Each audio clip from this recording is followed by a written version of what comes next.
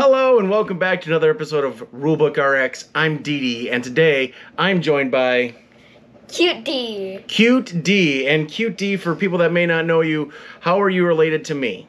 So, I'm your son. Yep, that's true. And do you like board games? Yes. Yeah. So give me a quick little heads up here. What if you were to play a type of board game? What are things that you typically like?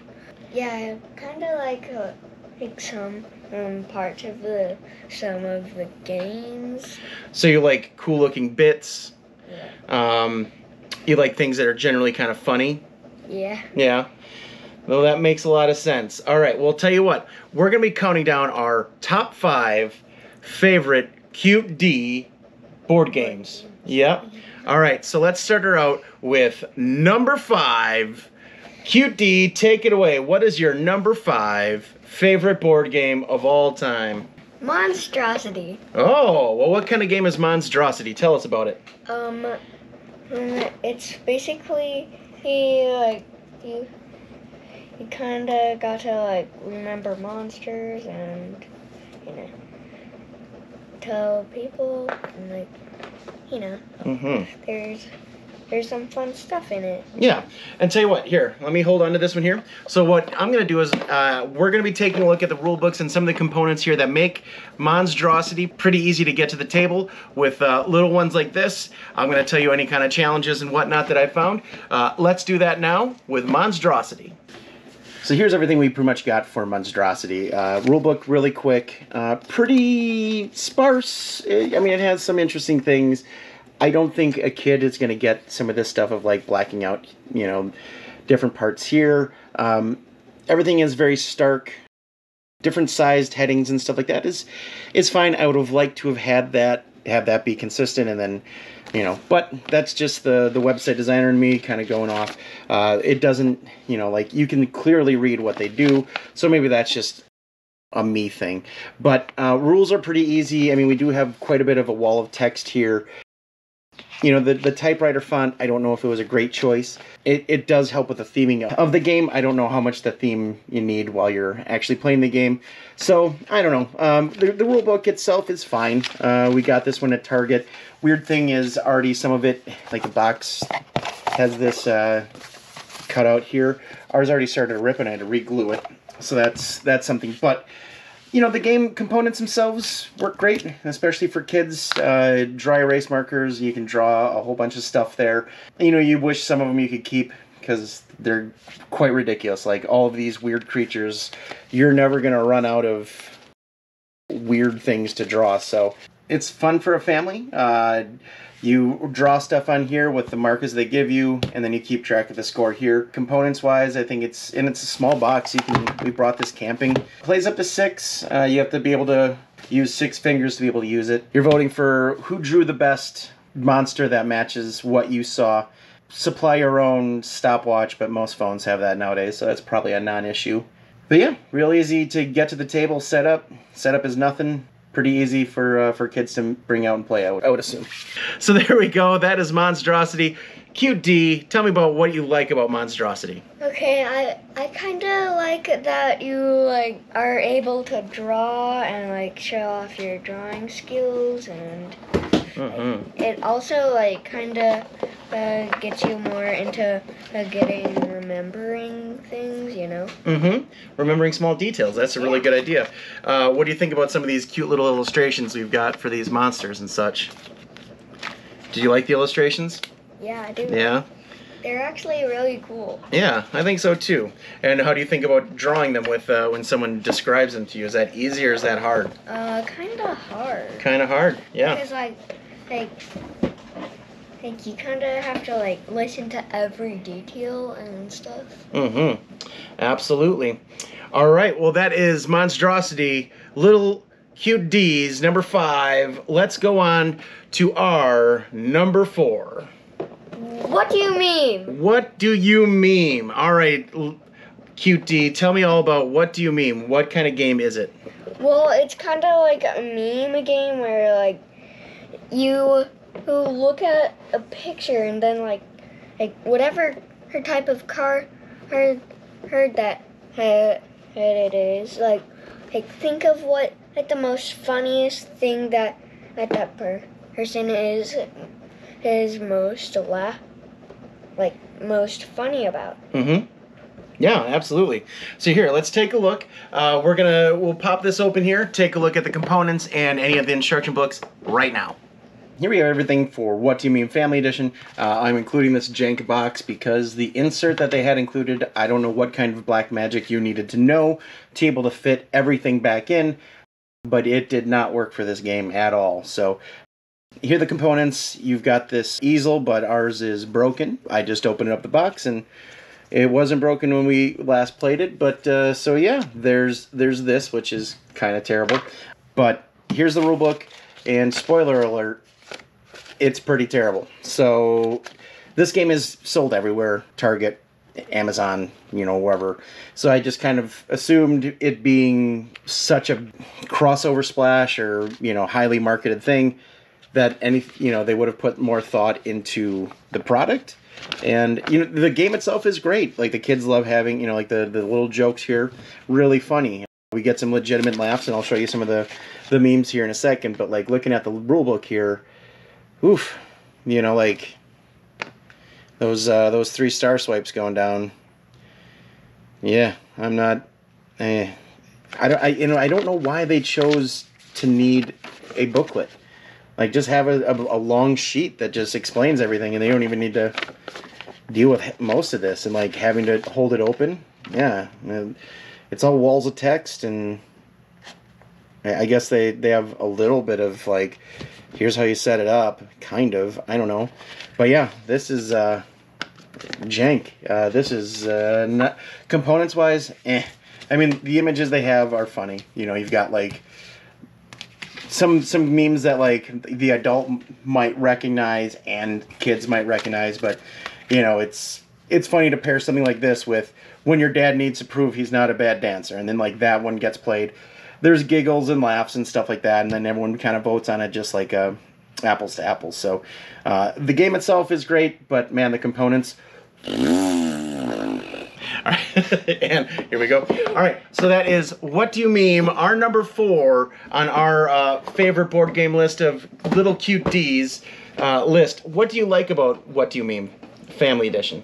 Well, I like how, like, you sometimes are the judge, and, like, sometimes you get some laughs. Mm-hmm. And, like, it's kind of like you can just, like, play around with your family, and if someone doesn't know, they could probably, you know, just pick out another card.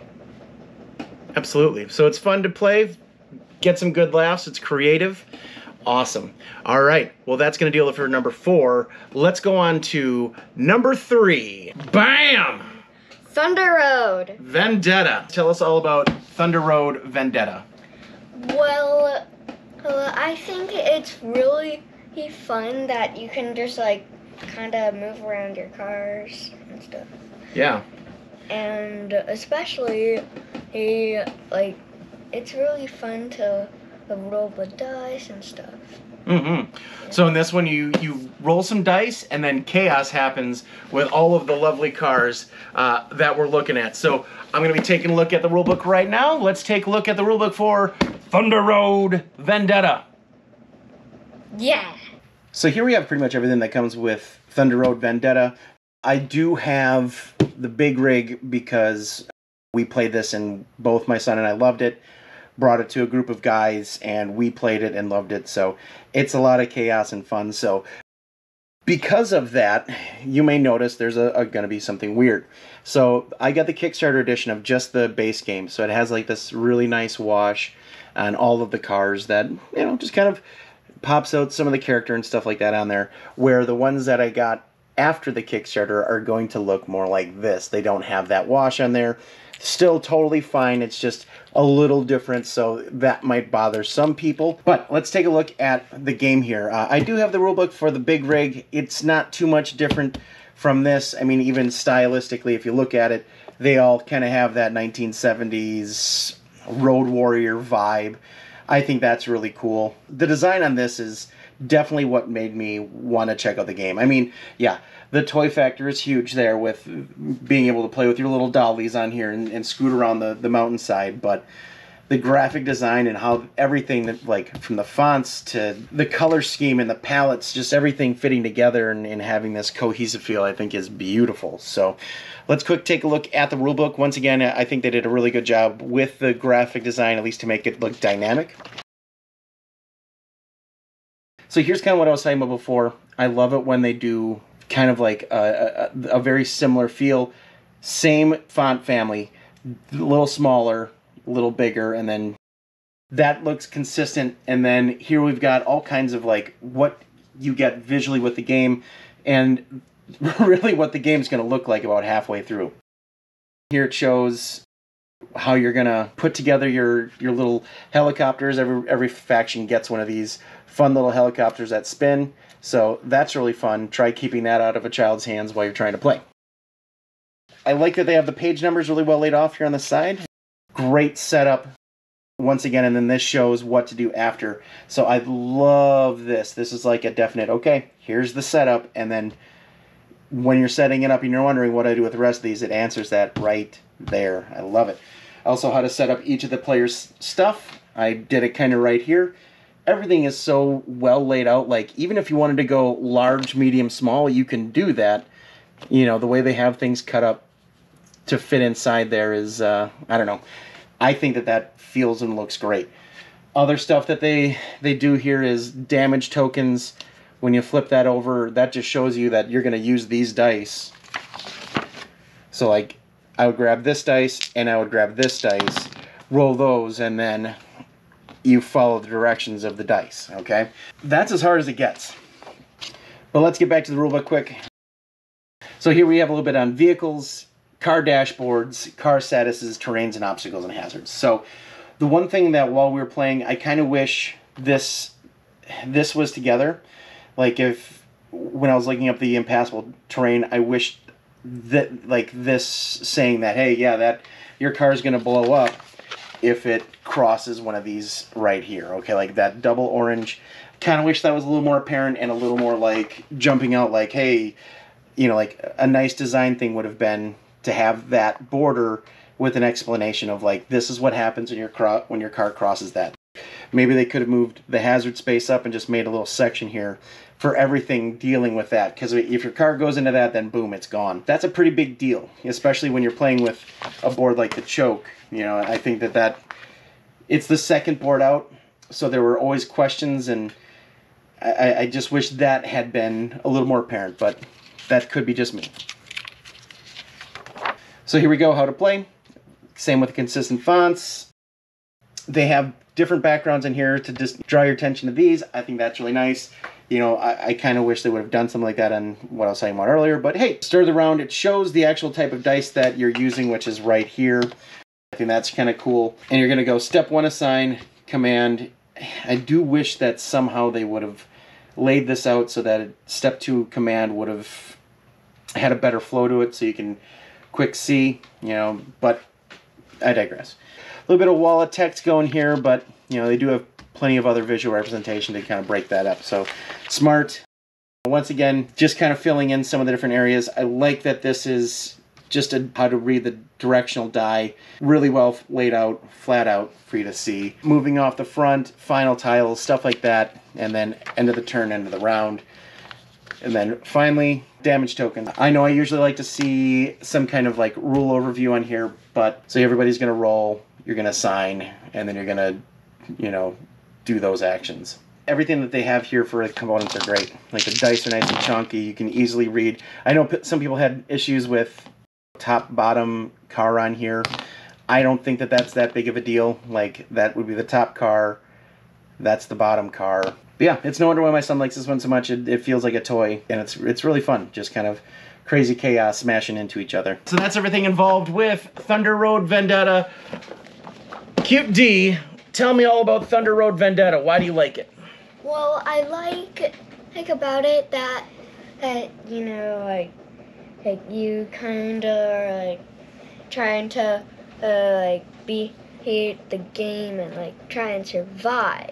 And you think it's fun knocking your dad into any kind of obstacle that'll destroy my cars, right? Yes. Yep, that's how we play it. It's an all-out Thunder Road Fest for Dad's car. Yes. That's true. All right. Well, that's going to do it for number 3. Let's go on to number 2 on our list. Boom! Steam Up! Steam Up, a feast for dim sum. QD, tell me all about Steam Up here. What kind of game is it? It's a game where like you got to like get the most points, and you got to move around the board here and get the little things in the dim sum containers. Yeah. Yep. Yeah, it's got the fun little components here that we like. Yep. Right? It's got like this is the Kickstarter edition, so this one might look a little different than some of the ones that you may have. We're going to take a look at some of those components right now, and let's see how the rulebook and all these things in here go to help teach this game and bring it to the table for us, our number 2, Steam Up. Yeah. All right, here we have everything just kind of mock thrown together from Steam Up Feast for Dim Sum. We'll take a look at the rulebook here. It's not bad. Pretty decent like graphic design elements going into it. We've got components and featured menu, kind of explaining what each of the different weird shaped things are in here. They look delicious. I've never had the Phoenix Claw, and I certainly want to at this point. You know, having everything that comes in the game like this laid out, I really like that, especially kind of explaining what each of these different food items are, I think pretty neat. We got central area set up, so I like that they show you how to set up the board, all the way down to how you set up your player board. That's pretty nice, and then they go into a really detail of this in just a second, which I'll show you, where we've got like the different feast zones. So if you can't see on here, there's a little arrow right here and a little arrow right here. That means that this right here, this little pie shape, is mine to get from. So if this looked like, you have to go like that. You have to keep lining that up from arrow to arrow on here. So in order to get what you want, you keep spinning it. So they show you that little feast zone there. Here's how all the different icons and how they translate. You're going to find those on these cards here. There's also a little player aid that explains all of this as well and what you do on your turn. Here we go is that rotating the table along with purchasing steamers and how that's going to look in various 2- and 3-player games. That's really nice that they took the time to explain all of that. More on purchasing the steamer, structures within the round, game end and final scoring. Finally, you've got like cards and abilities, rolling the dice, that kind of stuff, and explaining the animal boards more. Now, here are the different animal boards. One thing I will say is they are double-sided, which has everything kind of laid out. You know, these are the different kinds of tokens that are going to be placed on here and how many points you're going to get, and then their special power, and then on the back is their story and their origin and their hobbies and their zodiac years. So, I mean, that's all fine and good, but I would have loved to have one that had like the asymmetrical power, and then had like one that was just like everyone had the same type of card, because these aren't very well balanced. So if it would have been nice to have like, yeah, we want to play with this, you know, these different factions, great. I want different special powers, but I would have preferred just having one that was like, you know, everyone has the same abilities so that it's not so tilted when it comes to that end game scoring. So a lot of these bits you're seeing are from the Kickstarter, so it's no wonder why my son loves it. I think he mainly loves this squishy ball or squishy bun that came with it. This has no in-game purpose at all, so he just gets to hold on to it and play with the squishy bum while we play. But other than that, you know, gameplay is really easy for him. These little components here are they look delicious and quite squishy. I mean, look at this thing. I don't know what that looks like in real life, but my God, I will track down one of these in some market someday and find one. Even the little shrimp buns here. So the components are great with this. You know, gameplay, like I said, that I think it really struggles with that asymmetrical power thing. It's not doing it for me with this one. So component, nice bag. Now, some people say like it's strange that you didn't have these as the pucks for in here as you're pulling things out to put in here. My fingers are kind of dead, but you know, when you're kind of putting it in here, I couldn't tell you what I'm grabbing out, you know, like, sure, if I really wanted to search one out, I could probably feel around for one of these, you know, but I don't know, I guess that's the only thing. If you're really caught up on that and of being strategic and whatever, no, it's a pretty easy spend of an hour with your kids. Oh, all right. That's all the parts to Steam Up. Tell me about what makes Steam Up one of your favorite games here. I like how like you kind of get to choose a character and like, you know, lots of stuff. You like choosing the characters? Yeah. Yeah? What's weird is some people don't like the characters in here, but you think they're pretty cute and you think it adds a little bit of fun to it, huh? Yeah. Mm-hmm. Yeah, that's, so that where it makes sense to me. That's our number 2, Steam Up, Feast for Dim Sum. My favorite one. All right, so here we go. This is it. Numero uno, the big kahuna, little D, cute D. What is our number 1 favorite game? Throw avocado. Throw avocado. So this is by the same people that bring us the oatmeal and exploding kittens and all that kind of stuff. What kind of game is throw avocado, cute D? It's kind of like a fun kind of game, you know, for like once you like are mad and stuff, because then you can just throw out your anger. So a good game for getting out your aggression, most likely at your sister or your father, is a game called Throw Avocado. We're gonna take a look at some of the bits and some of the everything that's involved here with Throw Avocado. Our number one favorite game from this guy right here, Cute D, Throw Avocado. Yeah. Here we have everything that comes with Throw Avocado. First of all, the main thing that you're going to be playing with are these squishy things, but also the cards. So there's a couple different card types here that you're going to try and get 3 of a kind on. When you do that, you flip them over, they're worth points. Same thing if you score points with these 3 avocado wars, which are going to symbolize a couple different things. The avocado leg duel is something that you have to do with another opponent, and you have to throw the avocados beneath your legs in order for it to score and hit. So there's a bit of mobility issues there. If you have ambular issues, if you're fat like me, sometimes that's hard to get under those haunches there. So my kids love it though, being able to throw from underneath their legs. They think it's super funny. So, you know, keep that in mind. Probably not for grandma, especially with these things flying around the house if you're playing at her place and she has a lot of knick-knack. These are really soft. They don't hurt at all when they hit you, even if it gets flung very hard. It doesn't hurt, but it can break things. So just keep that in mind.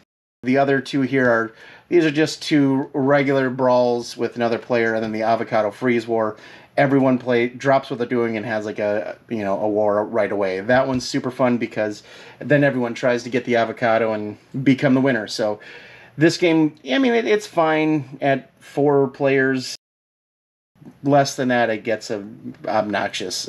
Let's take a look at the rule book. Now it does fold out here, which is, you know, kind of interesting. So let's flip it over.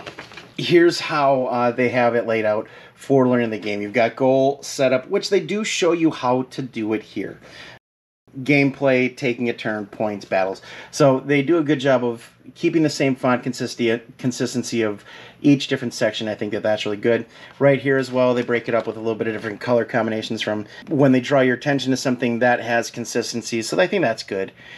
Same with right here, these subtopics right there all have that same, you know, similar style. So if you're looking for things that, if you're looking for, you know, extended rules, those are kind of right here. So I think that's nice. You know, same with like ending a battle, starting, and so that's it. Like they really put everything into one side that you would have to be learning the rules with. Now, on the other side is just, it kind of goes into all of those questions that your kids are going to have. Well, can I do this? And it shows it pretty well of like, this is what it all means. So I think that's pretty nice. The game also does come with this if you have Throw Burrito, which is brilliant marketing because they throw a couple cards at you and now you're like, well, maybe if I get that Throw Burrito game, we can use that. So brilliant marketing here. We haven't touched it yet, but I just wanted to shout that out because I think that was really funny. So yeah, that's pretty much everything. You've got this weird thing that you're going to keep track of who's who's got X's on them and whatnot. These get shot off to different players once they take damage from one of these avocados. Score up your points and win. Let's go back and have any final thoughts. There's throw avocado. Yes, that's why. That's why? Yes. He likes tossing these those little squishy guys right there. You want to show them off a little bit what they look like? Aren't they pretty cute? Up there a little bit. There's one that has the little nut in there. Perfect.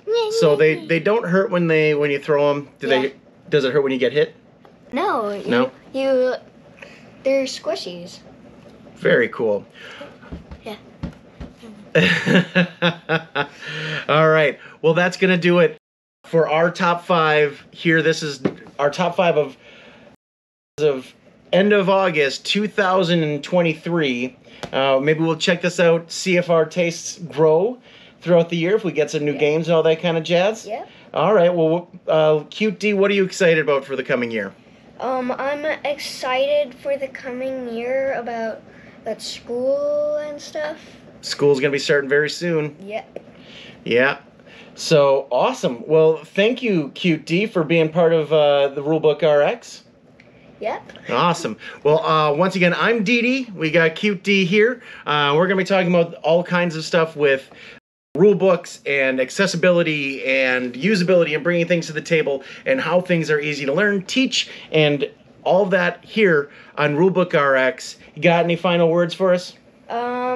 Probably just like and subscribe. Well, you heard the man. Like and subscribe if you like this kind of thing. If you have any comments, leave them down below. I always love to hear that. Did I get something wrong?